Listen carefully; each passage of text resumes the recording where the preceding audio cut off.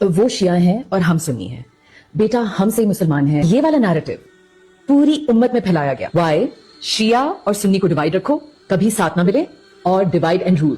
ہمارے سنی جتنے بھی ملک ہیں ان کو کاؤنٹ کر لیں, اور یہ ملک امیر ترین ملک ہیں, جن کی فوجیں ہیں, جن پہ آئلز ہیں. وہ جو آئرن ڈوم ہے نا, آرمی ہے, جو ملٹری فورس ہے, ان کو کوئی ٹچ نہیں کر سکتا. They are untouchable. ہماری آنکھیں کیسے کھلی جب ایک ملک جو مسلمان ملک ہے, ہمارے بھائی ایران, دنیا کے فرعونوں کے سامنے کھڑے ہو گئے. ایک ایران کی اتنا اسٹرانگ فیتھ تھا. بدر کے 313 مسلمانوں کی یاد آ گئی. آج پوری دنیا کے مسلمان ایک ہوئے ہیں.